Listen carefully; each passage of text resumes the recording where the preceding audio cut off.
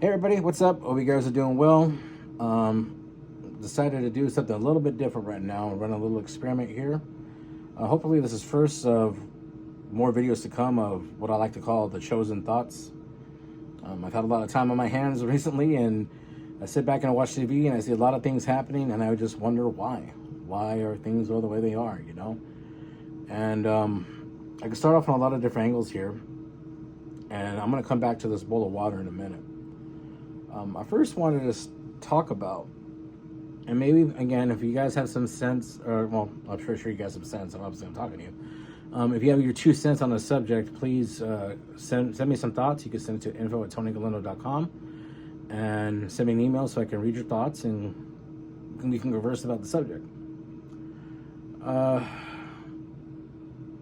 Growing up, I understood, and correct me if I'm wrong, supply and demand. Economics, supply and demand. If something is scarce, that there's not a big supply of, that makes the cost of the product that's in demand higher because it's hard to get, right? Well, if that's the case, then if it was to go the other way, and let's say you had a big supply of something, that would bring the cost down due to its availability, right? So I have to ask, if the powers that be that are saying that, and the reason why they're taxing more on gasoline or increasing the cost of gasoline is because people are using electric now and are not buying gas anymore, well, that kind of defeats the law of economics, doesn't it?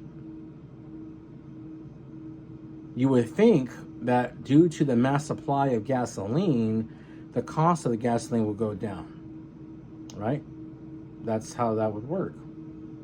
But it doesn't. Now, why is that the case? Is it because of contracts with certain companies that make people spend, or have, they raise the price up so they can fulfill those contract needs and keep employment at a certain way?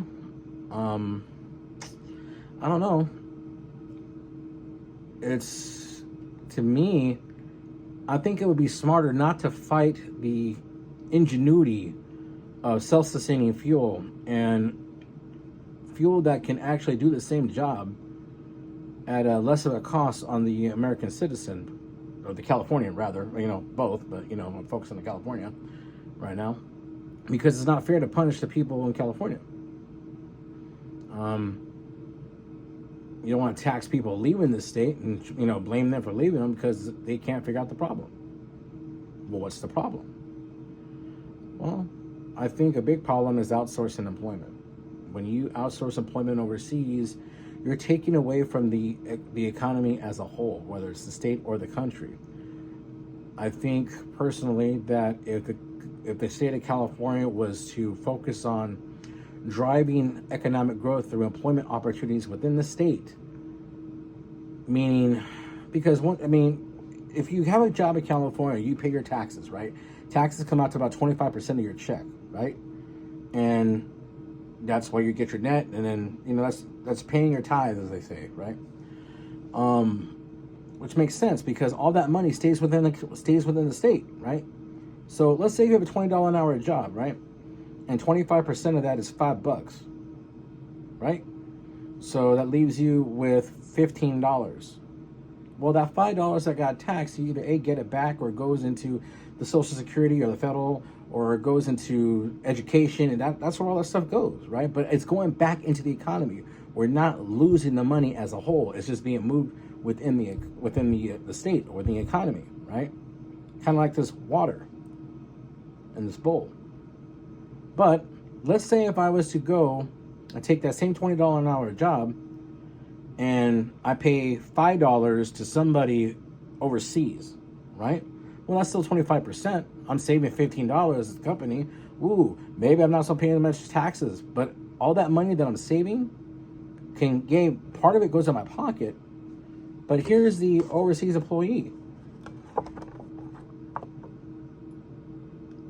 They just took money out of the economy and they're gone. You can never get 100% back of what you had from that because they took it and left. You understand what I'm saying?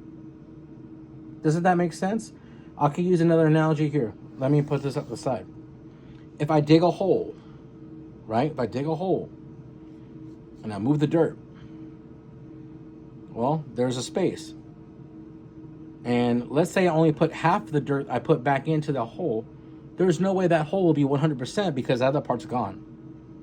You know what I mean? So that is a big factor of what's hurting today's economy. Well, how do we fix it? Well, how about a California initiative program to focus on self-sustaining employment through self-sustaining energy. How about that? What does that mean? Well, if we can have the top executives, like, well, first of all, there's ethanol, right? That's fuel made from corn, which doesn't freeze, by the way. That's a plus. That's a crop that could be mass-produced and handled properly, could be a big source of income for big companies, or more importantly, be cheaper fuel for us to use as a whole. Number one. Well, if we were to focus on new energy, what would happen? This is the argument. If we were to focus on new energy, what happens to all the people in the unions or whatever who are focused on drilling gas? Well, why don't we put them at the forefront of changing the trajectory of what type of fuel to use, right?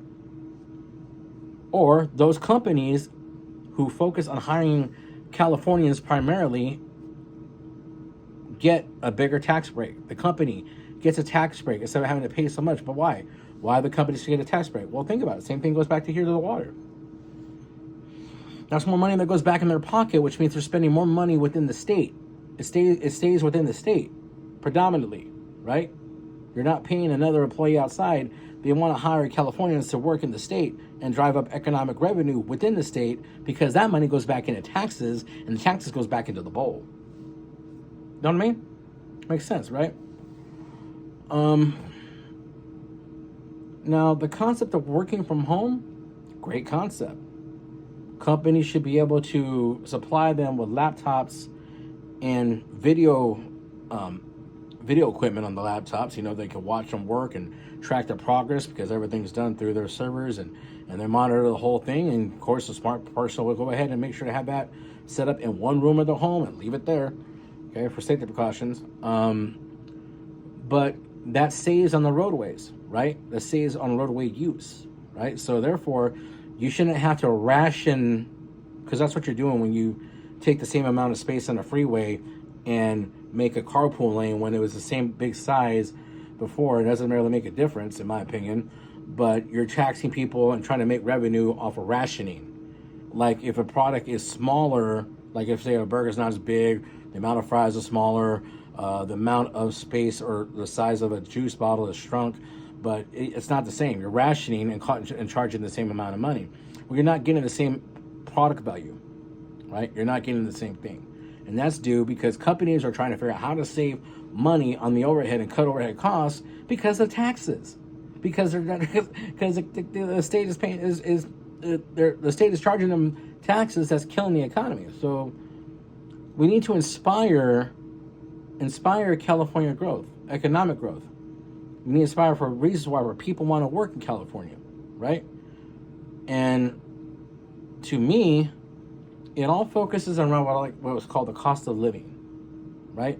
You notice how every time the cost of milk goes up, the cost of gas goes up, the cost goes, rent's a big one out here. Rent goes up. And insurance companies, especially now what's going on with the fires, are being very stingent on the money that they're giving out because, number one, they are a for-profit business, right? That's why you pay a monthly fee, and they have to hold on to the money. It goes in accounts. That way they can afford to send that money back out, right? Because thankfully, most situations, how can I say?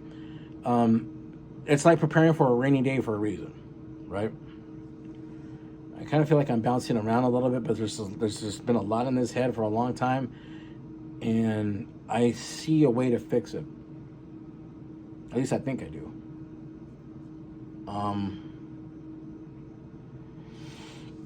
So we talked about making California jobs a priority. People can work from home, being monitored from their computers, through the employment, through their servers, keep track of the work hours, clock in, and actually do the job, which saves on gasoline, which should bring the cost of gasoline down, which saves on roadways, which should save on the Caltrans budget. And remember, if you save on a budget, right? And here's where the trickery comes in, because if the budget doesn't, if the same amount of money that was used this year is not used the following year, then let's say we use less, then they're going to adjust the budget accordingly. And people might be, oh, we can't do that because, well, now Caltrans not going to have the same amount of money to spend, which means people might be out of jobs. Well, once again, let's worry about transferring or changing employment types. For example, I would rather talk to a Californian on a customer service line and not to talk to somebody out of state, or excuse me, out of country, where the possible practices of identity theft are high, where people are taking information, whether it's through job sources like Indeed, ZipRecruiter, or whatever, and are posting up fake jobs on there, and people who they take the same information and try to steal your bank identity, try to get in your accounts that way. They implement these viruses in your computer where you click in these links, and it's just such a black hole of monotony. So how do we control that? Well, how about we just get more Californians a job answering phones and keep everything within the house, because supposedly we have the top security. We have the ability to protect ourselves through our nation, right? So let's emphasize on that. I mean, there's more to it than that too. It's like, when it comes to security, ever since the incident in San Bernardino years ago, where a lot of people lost their lives to some idiot, right? And they had to crack open the iPhone or break into the iPhone, and went to the courts to do that so they can access certain records, right? Well, due to the Privacy Act and things like that, that protected that, right? It's protected the Fourth Amendment, search and seizure, the whole bit, right? But in a way, we doom ourselves to fail. For example, people who were jailbreaking phones and jailbreaking systems because they wanted an Android style type of phone on an iPhone. Well, when you do that, you have open source software that people manipulate because it's a Linux system, and they use certain codings. And because of that, well, that's probably more than not the reason why iPhones was experiencing viruses or need to do constant updates. Because Apple had its own infrastructure that was pretty solid, top of the line.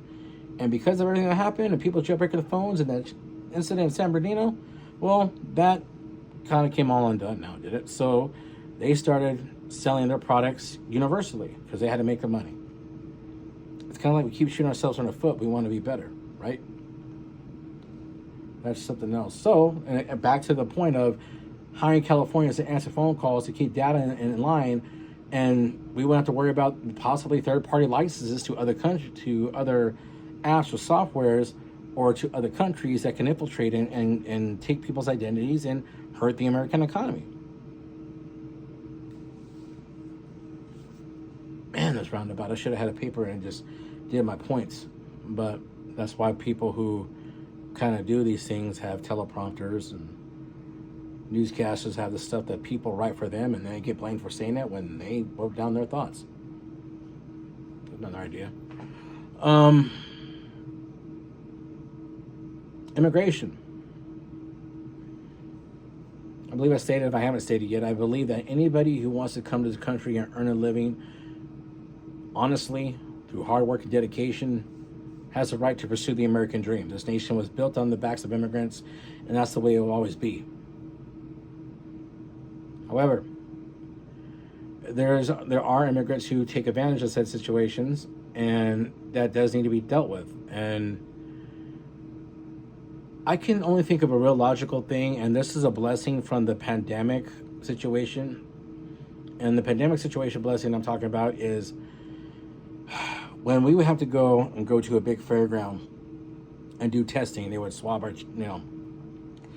noses and do whatever to give us the vaccine or test us for COVID. We do the testing and then take, that whole process, right? Well, imagine if we did the same thing and offer green cards, amnesty. And what I mean by that is that people who are not a citizen of the state can go get tested, will show up to these events, get their eye scan, blood drawn, saliva, maybe even hair, whatever. And here's where the federal government can come in too, because we're going to need their help. You have the FBI, CIA, Homeland Security, Interpol, and whatever agency that you need to use to run the checks, to run the background checks to see who they're associated with and to see if there's any possible threats to our economy. Now, in order for them to get the results, they need to provide a residence of where they're at, right? So let's say they have 60 days to prepare, and they get a letter in the mail within those 60 days stating that, yay, you passed, congratulations, you're a citizen. B, no, I'm sorry, you didn't make the cut. We're not, unfortunately, you're gonna have to leave the nation. You got 2 weeks to prepare, or we're gonna be forced to go out. Well, now you got the most recent address, you have the most recent possible information on them, everything is updated, and in that time, let's say they do leave, we'll see you and reevaluate in a year. What I'm looking for is possibly 1 year of let America or California work on itself first so we can better ourselves, because we have veterans out in the street. We have people fighting from alcohol abuse, drug abuse, all types of abuse, all these type of victims of all these things that people are being put upon themselves or need help because they have conditions and can't control themselves, right? You go down Holt Avenue or Holt Boulevard, or whatever one this is, I think it's Holt Avenue, and look at all the homeless, right? Look at all the activity there. And it's bringing down the economy as a whole because, I don't know, man, maybe. And when I was just getting a haircut the other day and I saw everything out there, I was like, why doesn't the city just enlist these people to keep area clean? Give them some money in the back end.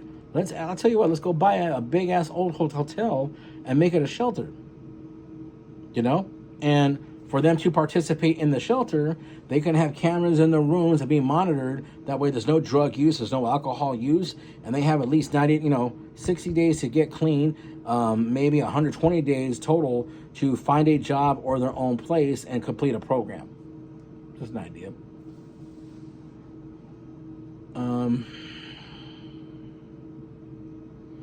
Yeah. There's a lot in my brain that I'm trying to filter as we talk.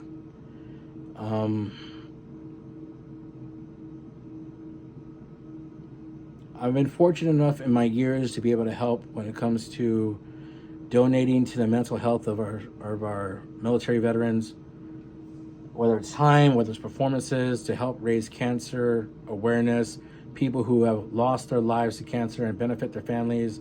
I've been really fortunate enough to do a lot of good. And it takes a raindrop to make a rainstorm or a river, and everybody has to find a way to do their parts. I'm just trying to help. And I said, I just see these ideas, and I know that we have to be able to fundamentally focus on making ourselves great again so we can make our city great again, we can make our state great again, and then we can make America great again. Because, again, self-reliancy is the key to our future survival as a nation. Open and honest communication within yourself and others. And realize that we're not the only ones suffering individually. As a whole, our nation is suffering. And our states and our nation should not be punished due to the cost of living when they're chasing the American dream the right way. So I'm going to do it from TonyGalindo.com. As simple as that. You'll be able to find this on the webpage. And I just want to say thank you for checking it out. If you have any questions, you want to shoot a dialogue, have a conversation, and who knows, maybe I can start doing some podcasting and have some guests of my own, and we could sit and talk about it. Again, shoot everything to info@TonyGalindo.com. I just want to say thank you again. God bless. And you all take care of yourselves and each other. Rest in peace, Springer, because I love that line. Take care. Bye.